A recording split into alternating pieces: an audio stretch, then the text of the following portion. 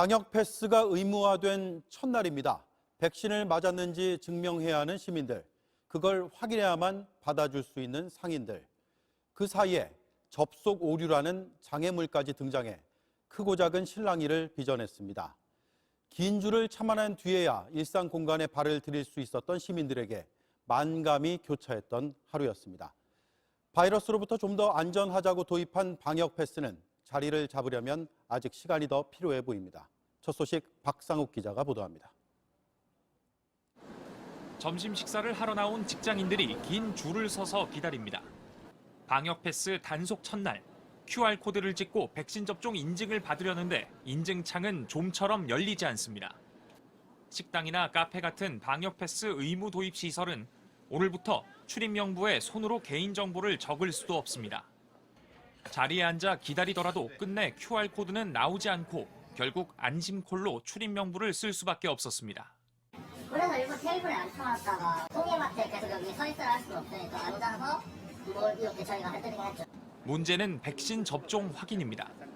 점심 무렵이 지나면서 뒤늦게 QR코드는 나왔지만 백신 접종 정보는 여전히 확인이 어려웠습니다. 오늘부터 방역 조치를 위반하면 식당 이용자는 10만 원의 과태료에 업주는 첫 위반 시 과태료 150만 원에 운영 중단 열흘의 처분을 받게 됩니다. QR 인증이 먹통이 됐다고 해서 무턱대고 확인을 생략하고 영업할 수도 없는 상황입니다. 접속이 안 돼가지고 못 보여주는 거니까 손님 입장에서 짜증이 나고 5분 이상 걸렸던 것 같아요. 그것도 이제 몇 번 계속 어플을 실행했다 말았다 실행했다 말았다. 오늘의 혼란은 오전 11시 40분 무렵부터 전자 예방접종 증명서 쿠브 서버에 접속자가 몰리면서 빚어졌습니다. 결국 네이버와 카카오, 토스, 패스 등 접종 증명을 할 수 있는 앱 대부분도 먹통이 됐습니다. 계도 기간은 무색했습니다. 한 주간의 테스트 시간이 있었는데도 실제 도입 첫날부터 문제를 피하지 못한 겁니다. 질병관리청은 전자출입명부나 쿠브 앱 이용에 불편을 끼쳐드려 사과드린다고 밝혔습니다. 또 재발 방지 대책을 마련하겠다고 했지만 대책은 아직입니다. 당장 오늘 저녁과 내일 점심에도 또다시 인증 먹통이 반복될 수도 있습니다. 스마트폰 앱을 중심으로 한 인증 시스템 자체가 장년층 이상에겐 장벽과도 같다는 지적도 나옵니다. 나이 드시면 컴퓨터 세대가 아닌데 60대 이상 사람들 젊은 분들도 이렇게 해야 되는데 오늘처럼 갑작스런 상황에서 새로 본인 인증을 하거나 앱을 껐다 켜는 등의 과정이 더 어려울 수밖에 없습니다. JTBC 박상욱입니다. 큰 업소는 그나마 낫습니다. 방역 패스를 확인할 직원이 없는 무인 점포나 작은 영업장은 더욱 난감한 하루였습니다. 기왕 도입한 제도니까 이런 부분은 보완이 필요하겠습니다. 서영지 기자가 취재했습니다. 신분증 가지고 계세요? 네, 신분증 가지고 확인 좀 부탁드릴게요. 카페를 운영하는 정민정 씨가 들어오는 사람마다 방역 패스 증명서를 확인합니다. 휴대폰에 증명서가 바로 있으면 다행이지만 잘 모르는 손님에게 도움을 주다 보면 기다리던 다른 손님은 떠나기 십상입니다. 이번에 백신 패스까지 저희 보러 확인하라고 하시면 너무 부담하다고 생각하고 너무 불편하고 안 그래도 매출 많이 떨어져서 많이 힘들거든요. 이런 시스템이 좀 안 되어 있는 곳에서 오래 기다리는 것보다 시스템이 좀 잘 되어 있고 체계화되어 있는 곳으로 가는 게 소비자로서는 최선의 선택이라고 생각하기 때문에 그런 곳으로 갈 마음이 생길 것 같습니다. 지난 주말에도 같은 상황이 반복돼서 장사하는 데 어려움을 겪었다는 게 전 씨의 설명입니다. 입금 내역을 확인한 다음에 다시 인증을 해야 되는데 그 은행 홈페이지도 가서 또 확인하는 과정까지 너무 힘드셔서 이분들 같은 경우는 테이블을 그냥 떨어뜨려서 앉는 걸로 대처를 했어요. 근데 무인 점포를 운영하는 사람들도 방역 패스 도입에 속수무책입니다. 무인 점포인데 방역 패스 검사할 사람을 둬야 하는 상황이 생긴 겁니다. 계도 기간 일주일 만에 사람을 구하기도 쉽지 않았다는 게 업주들의 설명입니다. 회원만 이용할 수 있는 스터디 카페입니다. 이 매장의 주인은 다른 일을 하면서 이렇게 무인으로 3년 동안 점포를 운영했는데요. 오늘부터 방역 패스 검사가 의무화하면서 본업도 제쳐두고 이곳에 나와 자리를 지키고 있습니다. 더구나 손님 대다수가 학생인데 청소년 가운데 접종 완료자가 많지 않아 카페엔 손님이 확 줄었습니다. 1인 이용하는 시설에다가 1인 이용하지 말라고 하는 것은 영업방해에 해당되는 거고요. 1인 이용이 허용이 된다면 확인하기 위해 사람이 상주하기 위해서 이렇게 있을 필요도 없는 거죠. 소상공인 단체들은 방역 패스를 재검토할 것과 꼭 해야 한다면 인건비를 포함한 손실을 보상해 줄 것을 정부에 요구했습니다. JTBC 서영지입니다.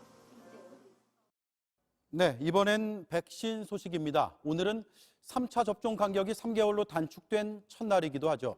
사전 예약은 무리 없이 진행됐습니다. 유한울 기자가 현장을 가봤더니 당초 계획보다 서둘러 온 시민들이 많았습니다. 함께 보시죠. 오후 진료가 시작되자마자 사람들이 쉴 새 없이 몰려듭니다.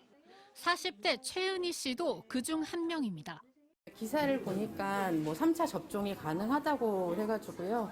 그래서 가족들 생각해가지고 좀 빠르게 오게 됐어요. 4개월 간격에 맞춰 예약해놨다가 병원을 찾은 어르신도 있습니다. 원래 23일 날 맞기로 했는데요. 그 3개월 이제 앞당긴다는 소리를 듣고 해당상이 돼가지고 연락을 해봤더니 오늘 가능하다 그래서. 오후 2시 반 현재 이 병원에서 3차 접종을 마친 사람은 150명이 넘어가고 있습니다. 이 중 80여 명이 예약 없이 병원을 찾으면서 이렇게 붐비는 모습입니다. 여기에 오늘 0시부터 시작한 사전 예약을 통해선 오후 5시까지 163만여 명이 예약했습니다. 정부는 이렇게 3차 접종의 속도를 내면서 가파르게 늘어나는 위중증 환자 수를 잡으려고 합니다. 3차 접종 후 확진군은 중증으로 이완될 가능성이 57% 낮았으며 이를 60대 이상으로만 분석할 경우에 92.2% 이상의 감소 효과가 3차 접종이 순조롭게 속도를 내기 위해선 대비가 필요합니다. 3차 접종을 위해서 지난 12월 1일부터 위탁 의료기관 요일제 운영을 주 3일에서 주 7일로 확대했습니다. 특히 당일 접종이 몰리면서 일부 위탁 의료기관들의 과부하가 걸릴 거란 우려가 벌써부터 나옵니다. 이 때문에 문 닫았던 예방접종센터를 다시 운영해야 한다는 목소리도 커지고 있습니다. JTBC 유한울입니다. 자, 그러면 부스터샷 접종에 대한 궁금증을 풀어보겠습니다. 임소라 기자가 나와 있습니다. 저와 비슷한 분들이 꽤 있으실 것 같아서 이렇게 질문을 하겠습니다. 저는 1차로 화이자를 맞았거든요. 2차도 화이자. 그러면 3차도 화이자가 되는 건가요? 네, 그렇습니다.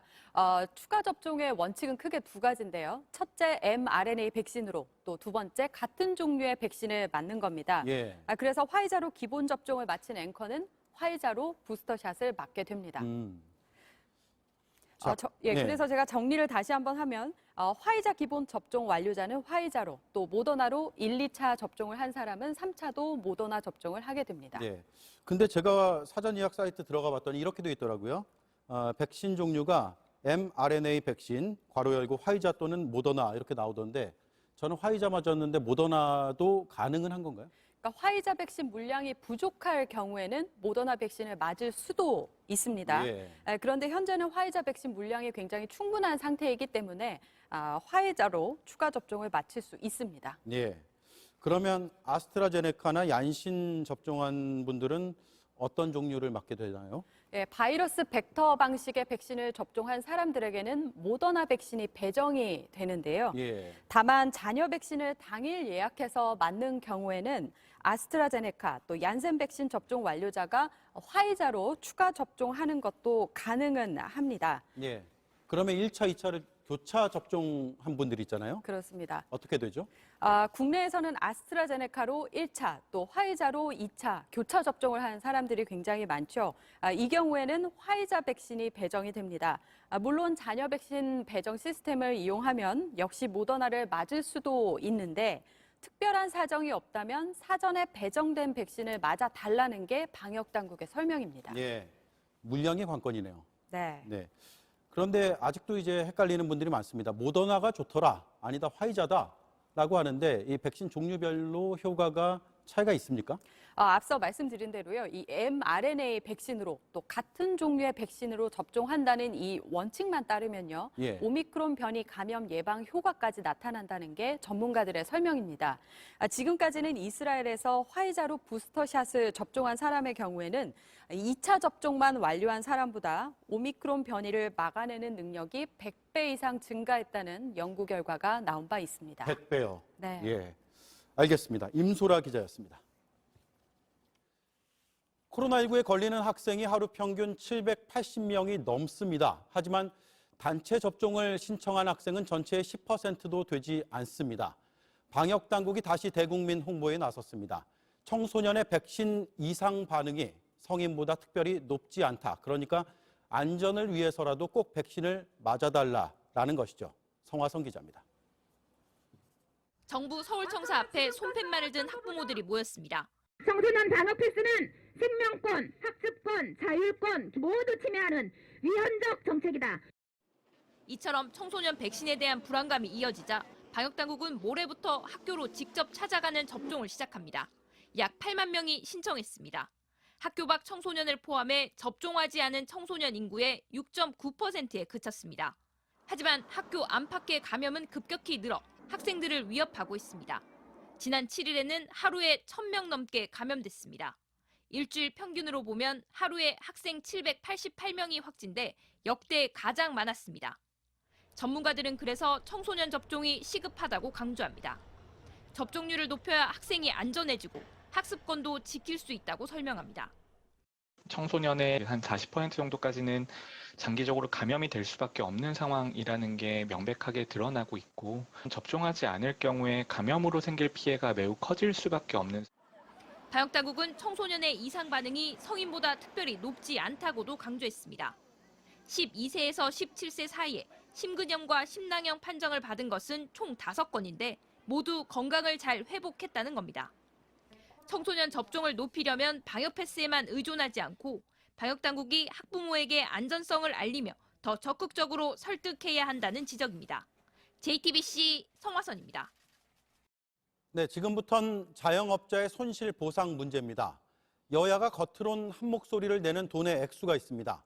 100조 원.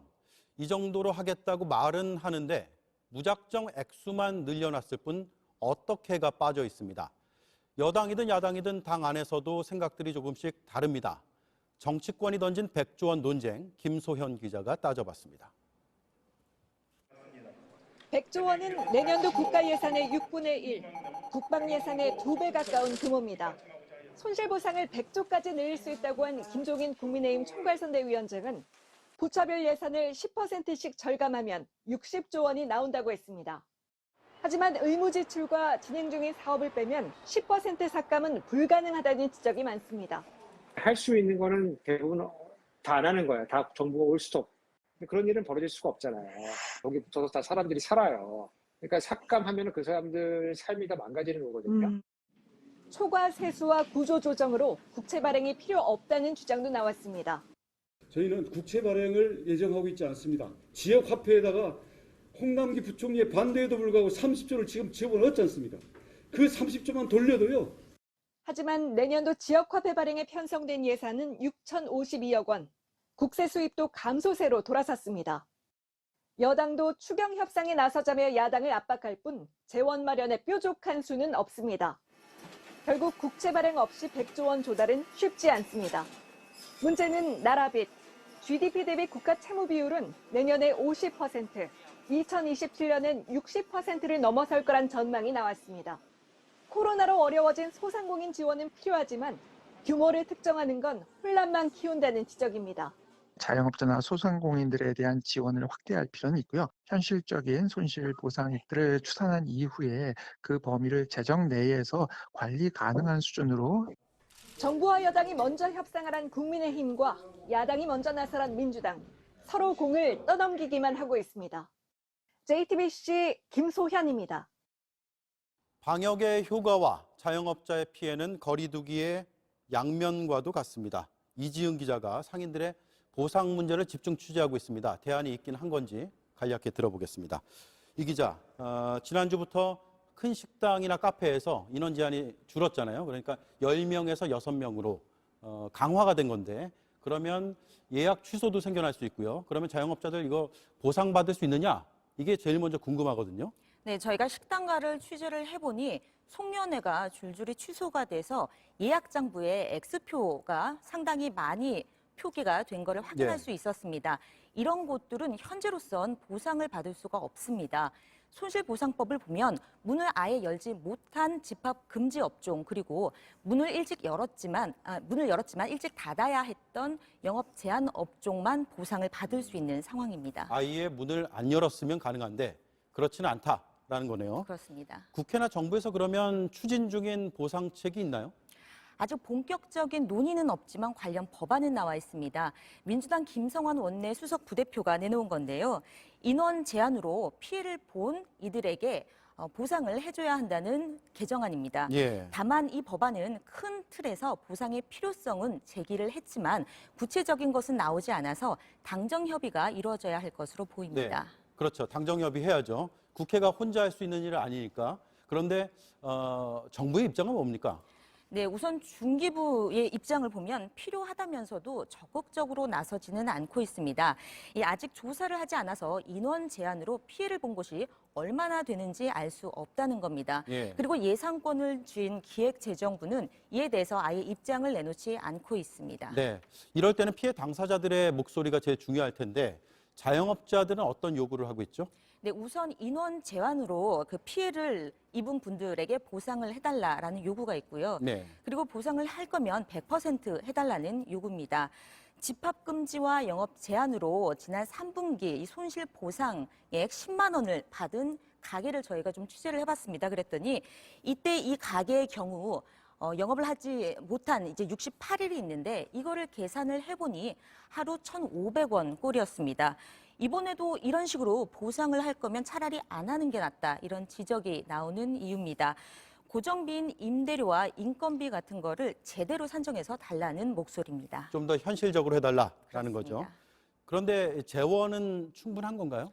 부족합니다. 따져봤더니 정부가 올해 4분기 그리고 내년 1분기에 손실 보상과 관련한 예산을 잡아놓은 게 2조 2천억 원입니다. 2조 원이요. 네, 그런데 지난 여름에 추경을 해서 5차 지원금, 그러니까 손실보상법이 나오기 전에 지원금을 줬는데 그때 3조 원이 넘었습니다. 이걸 감안하면 충분하지 않은 겁니다. 이 때문에 코로나 확산이 더 악화가 되면 추경 논의가 더 빨라질 수 있을 것이라는 전망이 나옵니다. 네, 계속 취재해 주시길 바랍니다. 이지은 기자였습니다. 네, 오미크론의 증상이 어느 정도인지 조금 더 구체적인 분석이 나왔습니다. 그나마 다행인 건 대체로 경증이고 국내에서 중증으로 이어지진 않았습니다. 하지만 전파가 빠릅니다. 무증상 감염도 있습니다. 이한주 기자입니다. 국내에서 공식 확인된 오미크론 감염자는 모두 114명입니다. 전북만 19명을 포함해 어제 오늘 이틀 사이 20명 넘게 늘었습니다. 전체 확진자 가운데 30여 명은 무증상입니다. 나머지 확진자들도 중증으로 악화된 사례는 없는 것으로 확인됐습니다. 대부분 발열과 인후통, 기침으로 감기와 증상이 비슷했습니다. 해외 일부 의료진의 분석과 비슷하게 대체로 증상이 델타 변이보다 약한 것으로 현재까지 드러나고 있습니다. 하지만 전파력은 확실히 빠릅니다. 특히 인천과 수도권을 넘어 전북 지역 확산세가 거셉니다. 전북 첫 확진자의 조카가 다니는 어린이집에 이어 아이들 가족까지 19명이 잇따라 감염됐습니다. 어린이집에서 시작된 감염이 가족 모임을 거쳐 다른 어린이집으로까지 번졌습니다. 실제 오미크론 변이 조사 결과 잠복기는 물론 다른 사람을 감염시키는 데 걸리는 세대기도 델타보다 짧은 것으로 나타났습니다. 특히 무증상 상태에서 감염된 사례도 최소 2건으로 확인돼 증상이 약하다고 안심해선 안 된다는 지적도 함께 나오고 있습니다. JTBC 이한주입니다. 네, 조금 전 들어온 소식을 전해드리겠습니다. 방역당국이 오늘 점심시간부터 이어진 QR코드 접속 오류와 관련해서 방역패스 적용을 하루 미루기로 조금 전 결정했습니다. 질병관리청은 방역패스 시스템 과부하로 시설 이용에 불편을 드려 죄송하다며 오늘은 방역패스를 적용하지 않겠다고 밝혔습니다. 이에 따라 오늘부터 방역패스 위반 시 부과될 예정이던 과태료 처분은 연기됐습니다. 방역 패스 오류는 질병관리청에서 운영 중인 백신 접종 확인 앱 쿠브가 오작동을 일으킨 것이 원인으로 파악되는 가운데 현재 현장 조사가 진행 중입니다. 이재명 더불어민주당 후보가 전두환 씨가 경제 분야에서 성과를 냈다고 말한 걸 놓고 민주당 안에서도 쓴소리가 나왔습니다. 야당에선 희대의 내로남불이란 말까지 나왔고 이 후보는 전 씨를 미화한 게 아니라고 했습니다. 고승혁 기자입니다. 이재명 민주당 후보의 전두환 씨 발언은 경북 칠곡에서 한 즉흥연설 도중에 나왔습니다. 전 씨가 용서 못할 중대범죄를 저질렀다고 했지만 일부 성과도 있었다고 주장했습니다. 전두환도 공과가 병존합니다. 그러나 전체적으로 보면 경제가 제대로 움직일 수 있도록 한 것은 성과인 게 맞습니다. 미화 발언이란 지적이 나오자 취지를 왜곡하지 말라고 반박했습니다. 그중 일부만 똑 떼가지고 정치적 공격을 하는 거 결코 바람직하지 않다 이렇게 생각이 됩니다. 하지만 윤석열 국민의힘 후보가 전 씨가 정치는 잘했다고 한 발언이 논란이 돼 대국민 사과를 한 게 불과 2달 전입니다. 전두환 대통령이 군사 쿠데타와 그 5.18만 빼면 잘못한 부분이 이제 그런 부분이 있지만 그야말로 정치는 잘했다고 얘기하는 분들이 많습니다. 당시 이 후보는 윤 후보를 강하게 비판하고 광주로 내려가 5.18 묘역에 있는 전 씨 비석을 여러 차례 밟았습니다.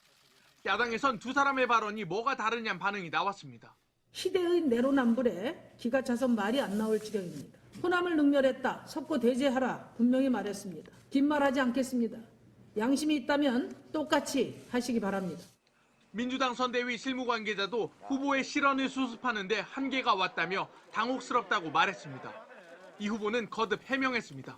전두환에 대해서 호평한 것은 전혀 아니고 용서받을 수 없는 역사적 또 현재 법정에서의 중범죄자다.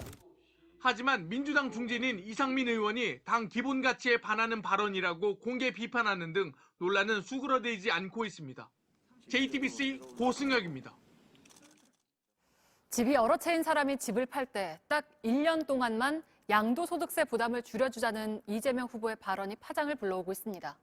세금 때문에 집을 못 파는 다주택자들에게 퇴로를 열어주는 동시에 공급을 늘리자는 거지만 정부의 입장과 달라서 어떻게 진행될지 주목됩니다. 정아람 기자입니다. 시민들에게 다주택자의 양도소득세를 깎아줘야 할지 물었습니다. 내리는 건 나쁘지 않다는 의견이 많았지만 내리는 게 좋죠. 집을 팔으려니 팔지도 못해. 양도세 때문에 종부세가 많이 나왔어 올해. 막막해요. 조금 힘들어요. 효과가 있을진 모르겠다는 얘기도 나왔습니다.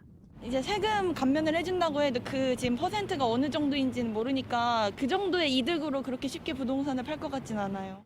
이번 정부의 부동산 정책에 어긋난다는 지적도 적지 않았습니다.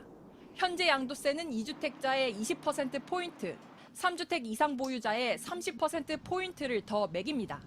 이 같은 다주택자 양도세가 논란이 된 건 어제 이재명 후보가 양도세 중과를 1년 정도 한시적으로 미루는 아이디어를 내서 당과 협의하고 있다고 밝혔기 때문입니다. 양도세 중과를 미룬 시점에서 6개월 안 팔면 중과분을 완전히 면제해주고 9개월 아니면 절반, 1년 아니면 4분의 1을 면제해주자고 한 겁니다. 이 후보는 오늘도 이런 제안을 한 이유를 거듭 설명했습니다. 매물 잠김 현상 때문에 오도 가도 못하는 다주택자의 어려움도 있고 또 시장의 공급이 부족한 문제도 사실 현실이기 때문에 어차피 유예 기간 내에 매각하면 양도세 중과를 면제해 주겠다고. 청와대와 정부는 정책 신뢰에 금이 가는 데다 부작용이 크다는 이유로 반대하고 있습니다. 규제 완화로 집값이 오를 걸 기대한 다주택자들이 매물을 걷어들일 수 있다는 겁니다. 여당 진성준 의원도 한 라디오 방송에서 공개적으로 반대 의사를 밝혔습니다. 저는 개인적으로는 양도소득세를 완화하자고 하는 데는 동의하지 않습니다.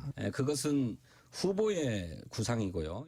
하지만 전문가 사이에선 1년이란 기간을 못 받고 양도세를 줄여준다면 종합부동산세 부담을 못 견딘 매물이 나올 거란 의견이 많습니다. 이 때문에 여당과 야당이 합의해 추진하면 정부가 버티긴 쉽지 않을 거란 전망도 나옵니다. JTBC 정아람입니다. N번방 사건처럼 디지털 성범죄물이 유포되는 걸 막겠다면서 생긴 N번방 방지법이 지난 금요일부터 시행됐습니다. 오픈 채팅방이나 온라인 게시판에 올리려는 모든 영상들이 불법 촬영물인지 아닌지를 미리 사실상 검열하면서 통신의 자유 같은 헌법상 기본권을 침해한다는 논란이 다시 일고 있습니다. 또 법안의 이름과는 달리 실제 N번방 같은 경우를 제대로 막지 못한다는 지적도 나옵니다.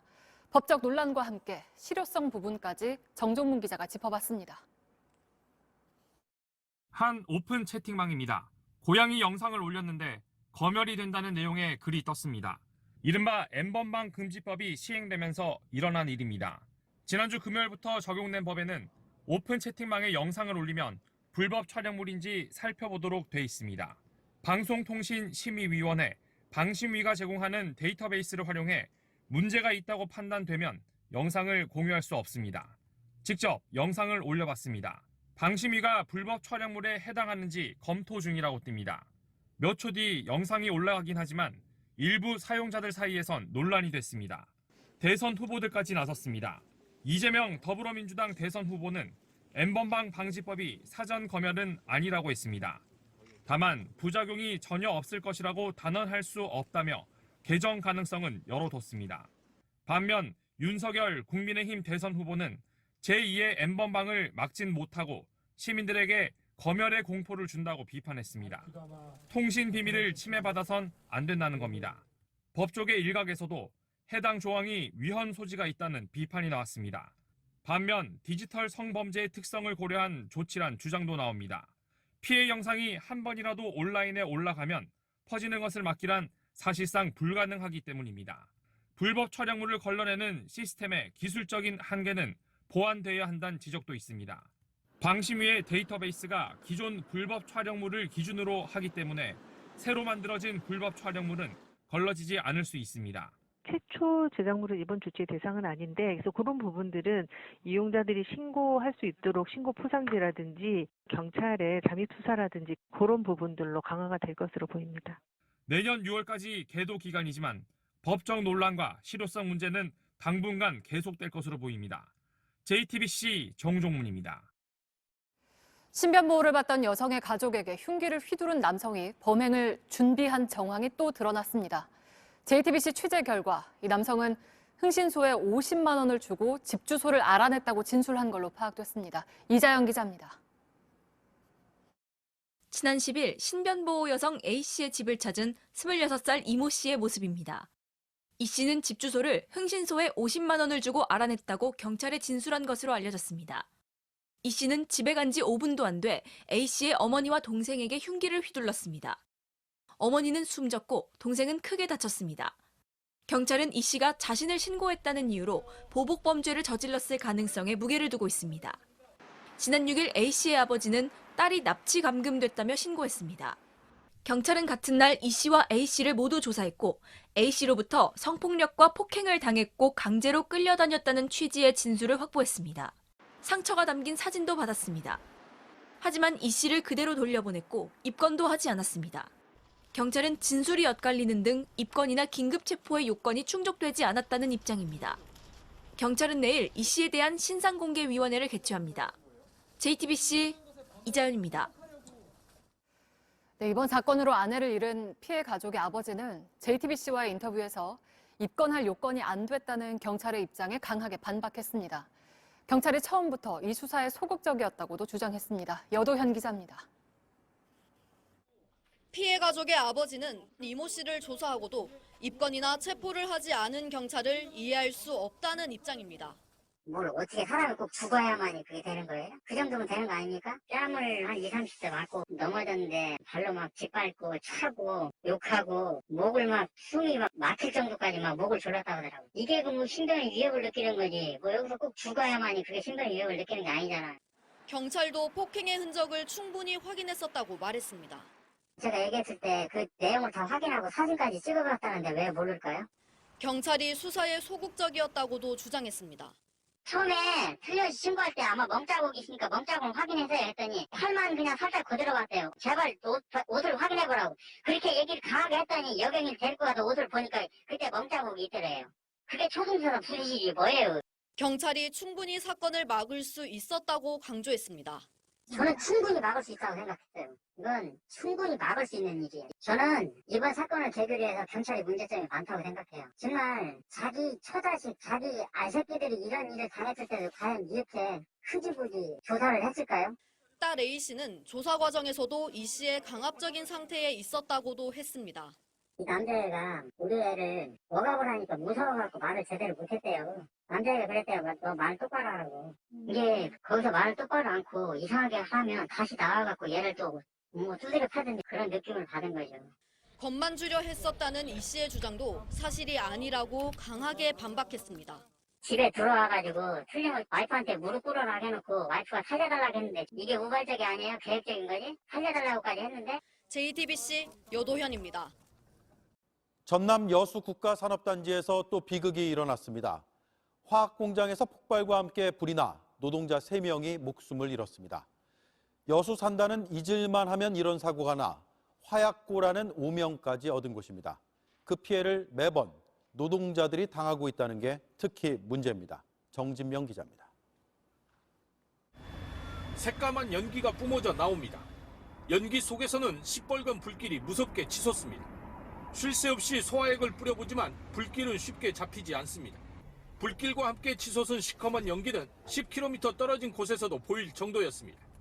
오늘 오후 1시 반쯤 전남 여수 국가산단의 한 화학공장에서 불이 났습니다. 불은 액체 화학물질을 저장한 탱크에서 폭발과 함께 시작된 것으로 조사됐습니다. 이 사고로 노동자 3명이 숨졌습니다. 사고를 당한 노동자들은 화학물질 저장 탱크 상부에서 배관 연결 작업을 하던 중 변을 당한 것으로 보입니다. 사망자들이 인근 공장에서 발견됐을 정도로 폭발 당시 충격이 컸습니다. 불은 3시간 만에 진화됐습니다. 화재 현장에 강한 바람이 불고 주변 인화물질 저장고로 불이 옮겨붙을 우려 때문에 진화에 시간이 걸렸습니다. 배관, 볼트 연결 작업 중에 그 화재가 났기 때문에 어떤 폭발이 났죠. 어떤 그 화원이 있었는지 그거는 좀 더 조사를 해봐야 될 것 같습니다. 경찰은 진화 작업을 마치는 대로 정확한 화재 원인과 피해 규모를 조사할 방침입니다. JTBC 정진명입니다. 자, 그렇다면 지금 현장의 상황이 어떤지 또 왜 이런 비극이 되풀이되는지 현장의 취재 기자를 연결해서 들어보겠습니다. 정진명 기자, 지금 정 기자 뒤로 현장의 모습이 보이는데 불은 완전히 꺼진 겁니까? 네, 제 뒤로 오늘 폭발과 함께 불이 난 저장 탱크가 있습니다. 어두워서 지금은 잘 보이지 않는데요. 밝을 때 봤던 모습은 새카맣게 그을리고 종이장처럼 구겨져 있었습니다. 사고 당시 엄청난 폭발 충격이 있었음을 알 수 있을 정도였습니다. 지금은 불이 모두 꺼진 상태입니다. 이곳에서는 오늘 오후 1시 반쯤 화학물질 저장 탱크에서 폭발과 함께 불이 났습니다. 현장에서 작업 중이던 노동자 2명이 인접한 공장에서 숨진 채 발견될 정도로 폭발 충격이 컸습니다. 한 명도 실종 상태였는데 뒤늦게 숨진 채 발견됐습니다. 네, 정진명 기자, 제가 기억하기로는 여수 산단에서 올해만 6번째 사고 같습니다. 이번 화재 원인이 밝혀진 게 있습니까? 네, 아직 정확한 사고 원인은 밝혀지지 않았습니다. 소방당국은 일단 배관 연결 작업을 하던 중 불꽃이 튀면서 폭발이 일어난 것으로 보고 있습니다. 불꽃이 유증기와 만나 폭발에 이어 불이 난 것으로 추정한 겁니다. 여수 산단에서는 최근 5년 사이에 16건의 대형 사고가 났습니다. 사망자가 발생했거나 재산 피해가 큰 사례만 집계한 건데요. 이 사고들로 8명이 숨지고 6명이 다치는 등 인명피해도 났습니다. 올해는 오늘 사고까지 해서 모두 6건의 사고가 났는데요. 지역 시민단체는 사고 대부분이 안전불감증 때문이라고 보고 여수 산단 산업 전반에 대한 안전진단이 필요하다고 주장하고 있습니다. 네, 노동자의 목숨을 앗아간 안타까운 사고가 또 일어났습니다. 저희가 화재 원인이 밝혀지면 내일 후속으로 보도를 해드리겠습니다. 정진명 기자였습니다. 겨울 토네이도가 미국을 휩쓸고 최소 100명이 목숨을 잃었습니다. 켄터키 등 미국 중부 6개 주가 직격탄을 맞았는데 겨울 토네이도는 아주 이례적인 현상입니다. 이지은 기자가 환경 전문가들의 분석까지 함께 취재했습니다. 한바탕 전쟁이라도 치른 듯 처참한 잔해가 가득합니다. 돌아온 집은 예전 모습이 아니었습니다. This door here is what kept us alive, basically. I just told her to close her eyes, and she started counting. So I was like, hide and seek, Mom. 강력한 토네이도는 사진 한 장을 240km나 날려보냈습니다. 켄터키주에 사는 주민의 가족 사진이 옆 인디애나주에서 발견된 겁니다. 수십 명이 매몰된 켄터키주 촛불 공장에선 구조 소식이 더 이상 들려오지 않습니다. 일리노이주의 아마존 물류 창고는 절반이 날아가 흉물처럼 남았습니다. 주민들은 살아남은 게 기적이라고 말합니다. It's the definition of hell on earth. I can't. People's lost everything, and it's terrible. 이번 토네이도로 숨진 사람이 100명에 육박합니다. 원래 미국에서 토네이도는 겨울에 잘 생기지 않습니다. 하지만 기후 변화로 따뜻해진 공기가 북부의 찬 공기와 부딪히면서 토네이도가 생겼다고 전문가들은 설명합니다. The timing of it makes it one of those, boy, that looks like the same time as the planet starts to warm. Me on the Yates global warming side, I'm probably like 55% to 60% that that's the answer. JTBC와 만난 환경 전문가들은 지구 온난화가 불러온 재앙이라고 경고합니다.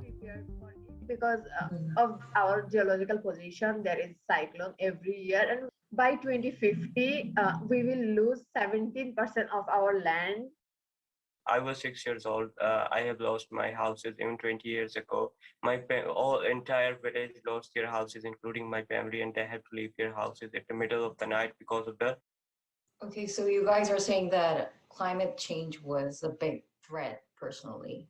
That's definitely the case where it's the countries that were colonized, the countries that are continuously exploited, the countries that are not contributing to the climate crisis that are the most vulnerable. 선진국들이 먼저 나서서 기후 변화에 대응해야 한다는 지적이 많습니다. The richest nations like the UK, the USA, European Union, most responsible nations really running away from true climate action. Not only the climate crisis, but a crisis of leadership, essentially. JTBC 이진우입니다. 충청남도의 홍성교도소에서 확진자가 대거 나왔습니다. 특히 심각해 보이는 이유는 돌파 감염이라는 점 때문입니다. 감염된 사람은 수용자 27명을 포함해 무려 30명입니다. 조보경 기자입니다. 충남 홍성교도소에서 코로나 집단 감염이 시작된 건 지난 11일부터입니다. 신입 수용자 1명이 확진 판정을 받은 뒤 직원 3명과 수용자 26명이 잇따라 확진 판정을 받았습니다. 확진자는 모두 30명입니다. 첫 확진자는 입소 후 2주간 격리 상태였습니다. 현재로서는 동선이 겹치는 부분이 별로 없는데, 거의 없는데 상당히 의아스럽게 생각하고 있고 역학 조사가 완료돼야지 그 부분이 좀 규명이. 또 확진된 수용자 27명 가운데 11명은 백신 접종을 하지 않은 걸로 파악됐습니다. 전국 교정시설에 있는 수용자는 80%, 직원은 97%가 백신 접종을 마쳤습니다. 홍성교도소 수용자들은 86.5%, 직원은 96.6%가 접종을 끝냈습니다. 하지만 백신 접종을 완료한 수용자와 직원까지 돌파 감염된 겁니다. 전문가들은 지난해 말 동부구치소 집단 감염 사태 이후 내놓은 신입 수용자 의무 격리와 백신 접종 이외의 대책이 필요하다고 지적합니다. 직원들에 대한 정기 검사를 늘려야 한다는 겁니다. 현재는 백신을 맞지 않은 직원들만 주 1회 검사를 받고 있습니다. 영풍에서 근무하는 사람들이 그런 식으로 전수조사를 정기적으로 받거든요. 그것도 같은 취지예요. 그래서 왜냐하면 그분들은 바깥에랑 출입을 하는 거고 수감자든 이런 부분들은 그 안에만 계신 거잖아요. 홍성교도소 집단 감염의 정확한 원인은 아직 알 수 없지만 외부 활동을 하는 직원들에 대한 세밀한 관리가 필요하다는 지적입니다. 법무부는 우선 확진자와 밀접 접촉자들을 홍성교도소에 격리하기로 했습니다. 나머지 수용자 197명은 오늘 다른 교정시설로 이송합니다. JTBC 조보경입니다. 이 아이는 11살 정요한 군입니다. 축구 선수가 꿈이었던 요한이는 열흘 전쯤 초록불의 횡단보도를 건너다 우회전하던 화물차에 치여 목숨을 잃었습니다. 그리고 불과 나흘 뒤 2살 어린 또 다른 아이도 같은 사고로 세상을 떠났습니다. 뉴스룸은 다시는 가슴 아픈 일이 없길 바란다는 유족의 뜻에 따라 요한이의 얼굴과 이름을 공개하게 됐습니다. 밀착 카메라 이상엽 기자입니다.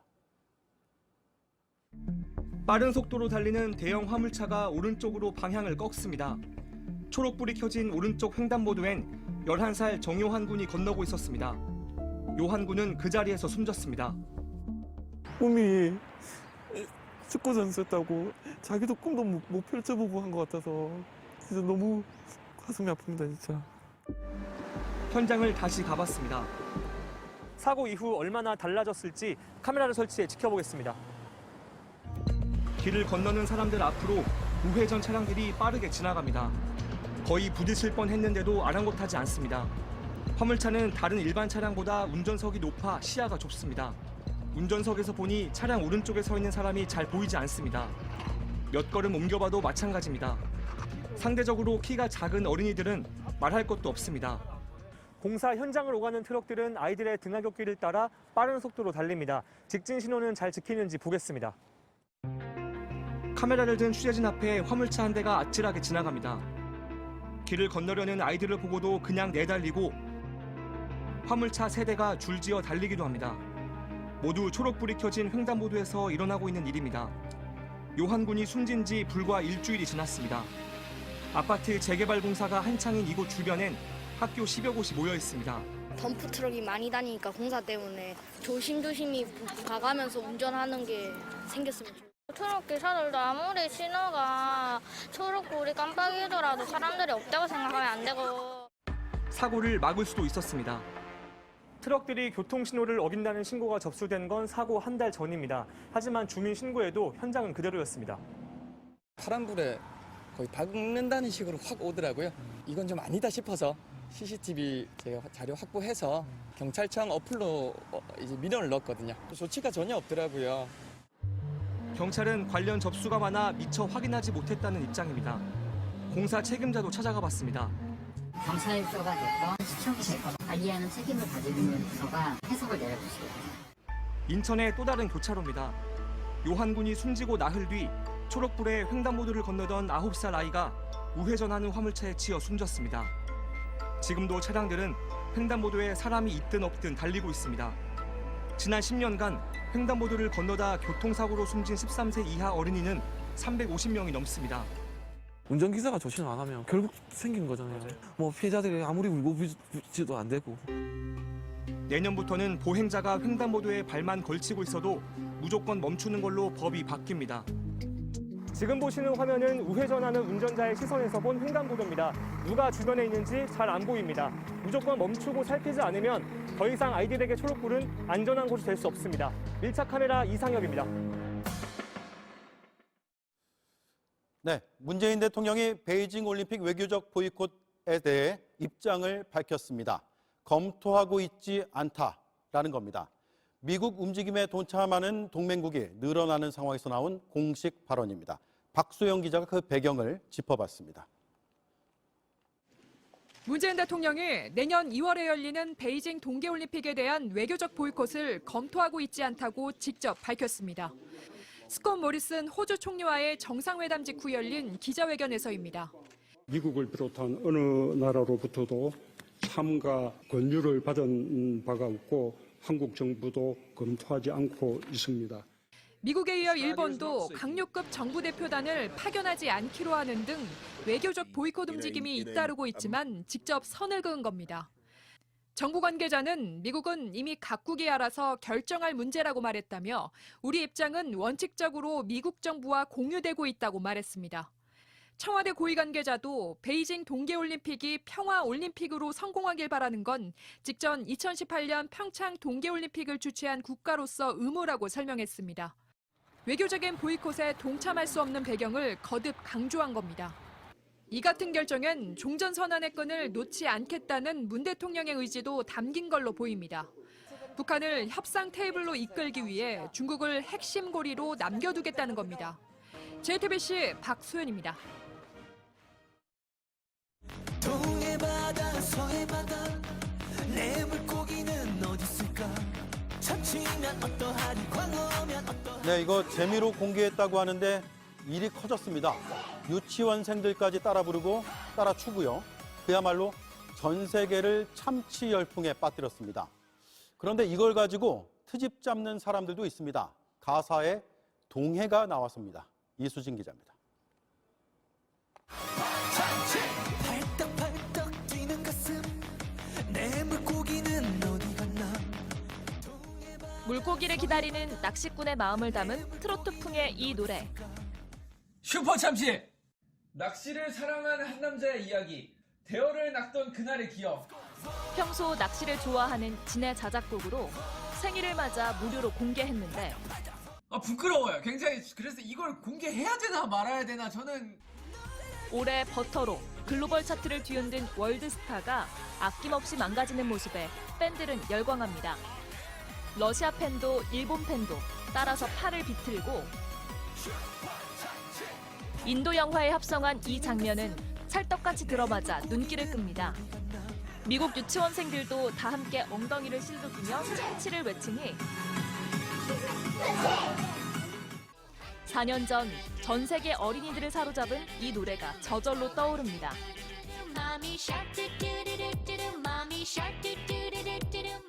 1분 남짓한 이 짧은 영상은 따라하기 열풍에 날개를 달고 열흘도 채 안 돼 조회수 4천만 회를 넘겼습니다. 지자체 마스코트도 온몸으로 월척의 기쁨을 표현하고 진이 어깨에 걸친 인형 소품까지 불티나게 팔린다는데 불편한 사람들이 있습니다. 동해 바다 서해 바다 내 물고기는 어디 있을까. 이 가사를 두고 왜 일본해라고 하지 않았냐며 일부 일본 네티즌들이 트집을 잡았다는데 노래 속 동해, 이제 세계인들이 쉽사리 외울 것 같습니다. JTBC 이수진입니다. 대표적인 서민 간식인 치킨 값이 2만 원까지 올랐습니다. 업계 1위인 교촌치킨에 이어서 2위인 BHC 치킨도 가격을 올리기로 한 건데요. 다른 먹거리 가격도 줄줄이 오를 가능성이 커서 걱정입니다. 송지혜 기자입니다. 배달앱으로 치킨 브랜드 BHC의 인기 상품 중 하나를 시켜봤습니다. 지금도 치킨값 18,000원에 배달비 4,000원을 더해서 22,000원을 냈는데요. 그런데 다음 주부터는 치킨값이 2만 원으로 올라서 배달비까지 합치면 24,000원이 됩니다. 지난달 업계 1위 교촌치킨에 이어 2위 BHC도 인상에 나선 겁니다. BHC는 교촌이 올릴 때만 해도 현재로선 인상 계획이 없다는 입장이었지만 최근 가맹점주들의 강력한 요청으로 인상을 결정했다고 밝혔습니다.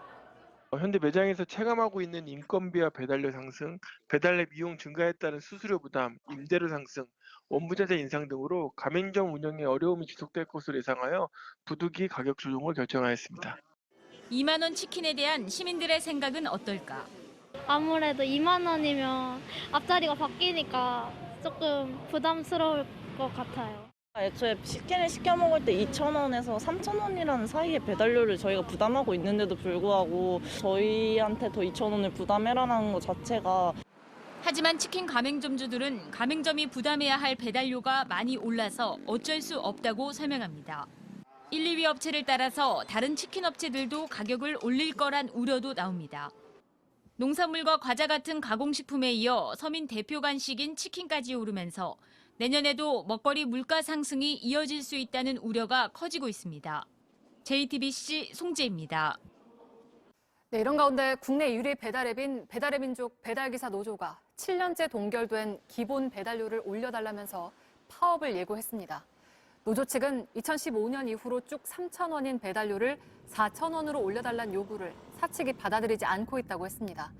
이 때문에 노조는 중앙노동위원회에 쟁의 조정 신청을 냈는데 조정이 안 되면 파업을 할 수 있다는 입장입니다. 네, 이번엔 코로나로 또 여러 가지로 어려워도 다시 힘을 주는 분들 얘기입니다. 이름도 남기지 않고 놓고 간 이들의 선물은 마스크로 가린 얼굴도 멀어졌던 마음들도 녹여냅니다. 윤조열 기자가 전해드립니다. 이른 새벽 면사무소에 승합차 한 대가 도착합니다. 조수석에서 내린 아이가 박스를 들고 오더니 입구에 내려놓습니다.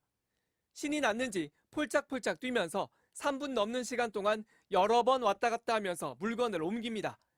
다 옮기고 나선 머리 위 하트를 그려 마음을 전하곤 다시 어둠 속으로 사라집니다. 라면과 마스크 등 생필품과 용돈을 아껴 모은 돼지 저금통이 놓여 있었습니다. 꼬마 산타의 기부는 벌써 5번째. 면사무소에서 여기저기 알아보니 바로 옆 초등학교에 다니는 5학년 여학생이었습니다. 어버이날 같은 경우에는 카네이션을 30송이를 따로 이렇게 포장을 해가지고 독거노인분들한테 전해달라고. 한밤중에 소방차 앞에 차 한 대가 섭니다. 트렁크에서 무언가를 꺼내더니 소방서 입구에 두고 사라집니다. 국민의 안전을 지켜줘서 고맙다는 편지와 간식 꾸러미였습니다.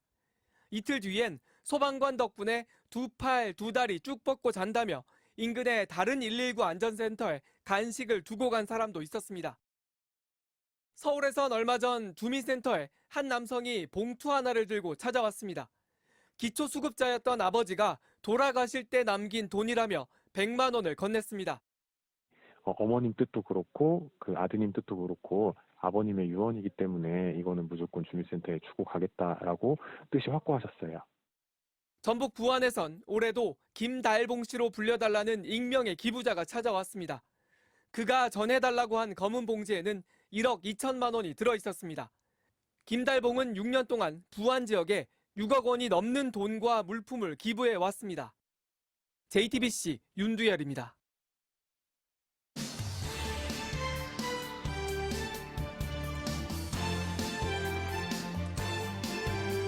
뉴스데이스 문이야기 백브리핑 시작합니다. 첫 번째 브리핑, 달걀 세례입니다. 나흘째 대구 경북을 방문 중인 민주당 이재명 대선 후보, 오늘 오전 참외 고장 성주군을 찾았는데요. 직접 참외 모종을 심어보기 위해 이 비닐하우스로 들어가려는데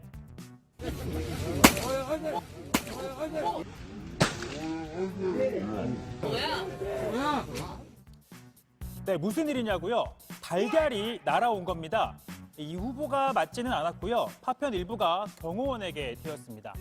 달걀을 던진 남성은 현장에서 곧바로 잡혔는데요. 왜 그랬을까요? 민주당 정권이 이재명 씨가 옛날에 40배 빼주신다고 하셨어요. 근데 다들 안 빼주셨잖아요. 다들 왜 안 빼주세요? 성주에 배치된 주한미군의 고고도 미사일 방어체계 사드 철수를 요구하는 사람이었던 겁니다. 이 후보는 지난 대선 당시 문재인 대통령을 향해 왜 사드 관련 입장이 반대에서 찬성으로 바뀌었냐고 비판할 만큼 부정적인 입장이었는데요. 다만 직접 대선 본선 무대에 후보로 선 뒤 최근엔 이런 입장을 밝혔죠. 지금 상태에서 사드 배치를 반대 또는 철수를 원한다고 해서 우리 마음대로 철수할 수 없습니다. 그건 현실이죠. 이미 배치된 사드에 대해서는 우리가 수용하고 또 그 위에서 또 가능한 대안을 찾는 게 좋겠다는 생각을 합니다.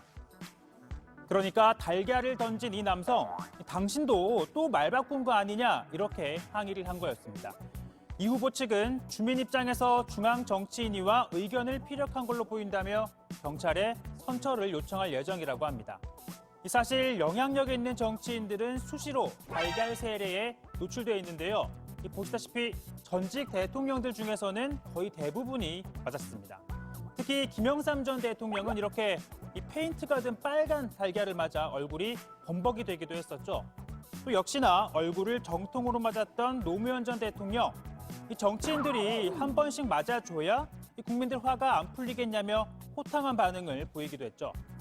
달걀 투척, 불쾌감을 주는 것을 넘어 엄연히 폭행입니다. 정당화될 수 없고 또 피해자가 원하면 처벌도 받습니다. 실제로 김영삼 전 대통령에게 계란을 던진 남성 1심에서 실형을 선고받았던 적이 있습니다. 다만 이 남성은 IMF 외환위기의 책임을 따지려 계란을 던졌다라고 주장했었죠.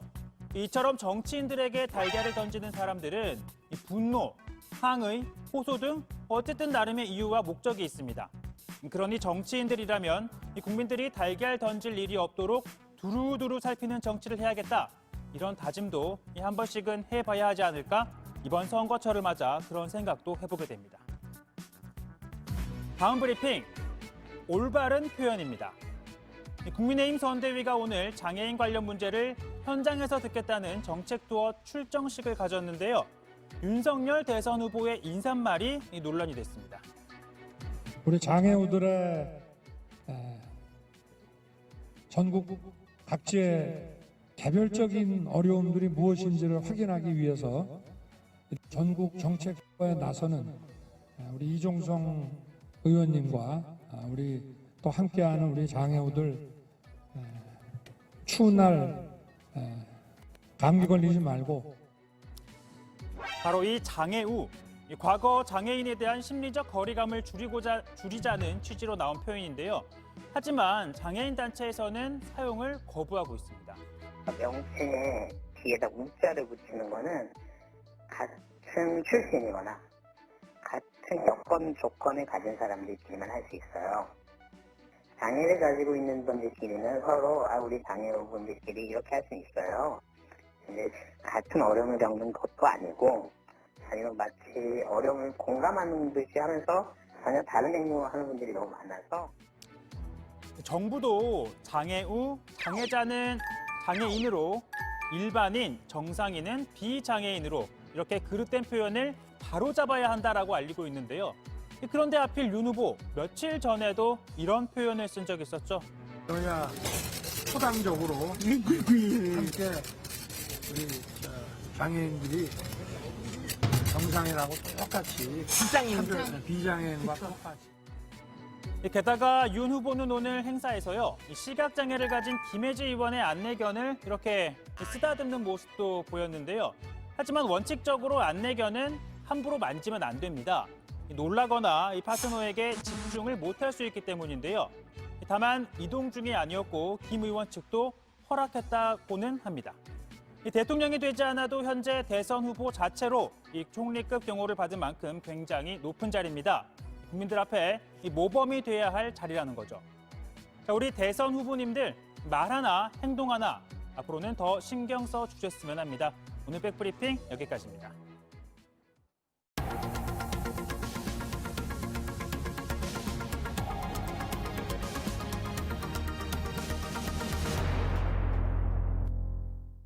값싼 선박용 면세유와 일반 경유를 섞어서 판 불법 주유업자들이 경찰에 붙잡혔습니다. 이런 가짜 기름은 자동차에 치명적이라서 큰 사고로도 이어질 수 있습니다. 이승환 기자입니다. 주유소에 수사관들이 들이닥칩니다. 이 주유소에선 경유와 선박용 면세유를 섞은 가짜 경유를 만들어 팔았습니다. 이 회사님 경유를 몇 리터나 팔았어요? 2만 가짜 경유는 일반 경유보다 유황 함유량이 최대 10배 많습니다. 자동차 엔진을 망가뜨리고 대기오염도 유발합니다. 주유업자도 이 사실을 알고 있습니다. 선박용 경유를 육지에서 자동차 연료로 사용하면 또 소비자에게 어떤 피해가 있나요? 내연이 좀 많이 나오고 환경오염에 조금. 경기도 특별사법경찰단이 불법 석유 유통업자 20명을 검거했습니다. 품질 미달인 휘발유를 팔고 남은 휘발유를 지하 탱크에 보관해둔 업자들이 대표적입니다. 일부는 무등록 업자에게서 현금으로 기름을 구매해 세금을 떼먹기도 했습니다. 한 주유업자는 등유와 경유를 섞은 가짜 기름을 이동식 주유 차량에 싣고 아파트 건설 현장에 찾아가 덤프트럭 굴착기 기사에게 팔았습니다. 현행법에 따르면 주유소는 소비자가 아닌 일반 대리점에 경유를 판매할 수 없습니다. 이번에 적발된 불법 석유 제품은 97만 리터, 시가로 14억 원에 달합니다. 대부분 신고도 하지 않은 제품이었습니다. 최근 유류 가격이 고공행진하면서 면세유 등을 경유와 혼합한 가짜 석유 불법 제조 판매와 무자료 석유 제품 불법 거래가 더욱 기승을 부릴 것으로 보입니다. 전문가들은 주의보다 지나치게 값이 싼 주유소는 조심하고 현금 거래는 가능한 피하는 게 좋다고 조언합니다. JTBC 이승환입니다. 20대 남성이 집주인 부부에게 둔기를 휘둘러서 남편은 숨지고 부인은 중태에 빠졌습니다. 몇 달 전 이웃 주민들에게 피해를 주니 조용히 해달라고 한 말을 마음에 담아두었다는 진술이 나왔습니다. 남성은 조금 전에 구속됐습니다. 송우영 기자입니다. 경기도 부천의 한 다세대 주택입니다. 어제 새벽 5시 40분쯤 2층에 살던 20대 남성 A씨가 위층으로 올라가 집주인인 70대 부부에게 둔기를 휘둘렀습니다. 남편은 숨졌고 머리를 다친 부인도 중태에 빠졌습니다. 경찰은 정신질환이 있는 아들이 난동을 부리고 있다는 A씨 모친의 신고를 받고 출동해 A씨를 붙잡았습니다. 경찰 조사 결과 집주인 부부는 지난 8월쯤 A씨에게 이웃들의 부탁이 있으니 조용히 해달라는 말을 전한 걸로 파악됐습니다. A씨가 평소 노래를 부르는 등 소음을 자주 내자 다른 주민이 집주인에게 도움을 청했기 때문입니다. 혼자 있어요, 맨날. 근데 뭐 시대도 없이 노래소리가 커요. 막 노래 불러요, 그냥. A씨의 모친은 경찰 조사에서 평소 말투에 민감한 아들이 집주인 부부가 한 말을 계속 마음에 담아두고 있던 것 같다고 진술했습니다. 또 정신질환이 있는 아들이 최근엔 약을 잘 먹지 않았다고도 했습니다. 유족들은 계획적으로 일어난 범죄라며 울분을 터뜨렸습니다. 저희 아버지께서 어머니께서 충혈선을 일으켜서 그 사람이 항해라고 온 게 아니잖아요. 심신의학이든 조현병이든 그거는 성립이 될 수가 없다고 생각하고 일단 내가 저 사람을 죽여야겠다는 생각을 갖고 그 길을 들고 올라왔기 때문에 경찰은 살인과 살인미수 혐의로 A씨를 구속했습니다. JTBC 송우영입니다. 네, 오늘 민심 워크맨은 시민들의 발인 지하철의 역사를 청소하는 노동자들과 함께 했습니다. 모두가 잠든 시간에 묵묵히 일하고 있는 사람들은 대선을 어떻게 생각하고 있을까요? 연지환 기자가 전해드립니다.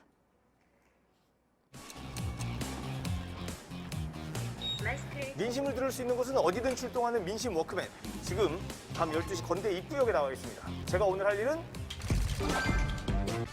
안전에는 베테랑도 없다. 안전. 베테랑도 없다. 맞아. 파이팅!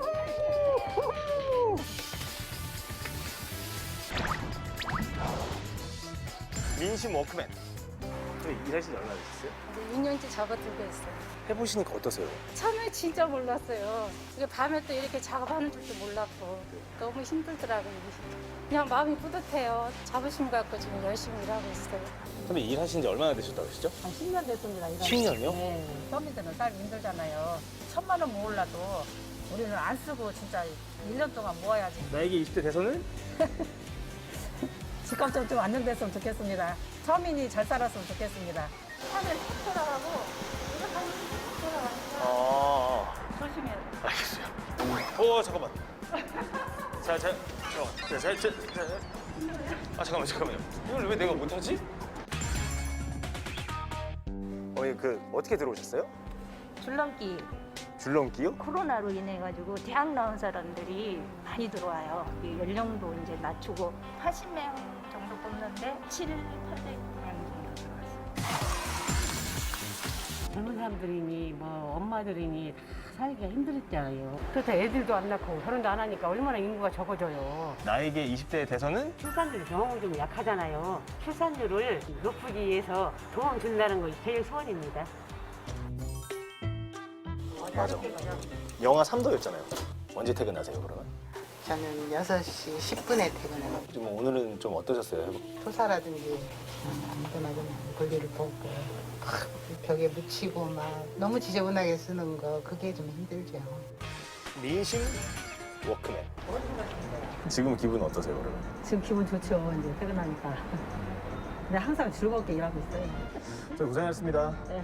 조심 들어가세요. 수고하셨습니다. 퇴근해보겠습니다. 퇴근. 오늘 왜 이렇게 일찍 출근하세요? 직장이 좀 멀어가지고 합리적이고 공정한 사회가 됐으면 노력하는 만큼 성공할 수 있는 그런 오늘의 민심 정산입니다. 제가 받을 민심 정산은 노후가 보장되는 나라다. 노후가 이게 보장이 안 돼 있으니까 퇴사하고 나서는 또 일자리를 찾아가야 되는 입장이라 그게 좀 걱정이고 자식한테 손을 안 벌리고 그러려고 그래서 열심히 하고 있죠 지금 일을 하고 있어도 정년 후에 경제활동이 걱정이신 분들이 많습니다. 오로지 표를 위한 정책이 아니라 보이지 않는 곳에서 묵묵히 땀을 흘리는 분들의 피부에 와닿을 수 있는 정책이 이번 대선에서 꼭 필요해 보입니다. 오늘의 민심정산 끝! 내일 오전까지 쌀쌀하다가 오후부터는 따뜻한 남서풍이 불어오겠습니다. 전국의 아침 기온은 영하 8도에서 영상 2도, 낮 기온은 5도에서 11도를 보이겠습니다. 밤부턴 수도권과 강원 내륙, 충남 북부에 빗방울이 떨어질 거란 예보입니다. 뉴스룸 내일도 잘 준비해 놓겠습니다. 고맙습니다.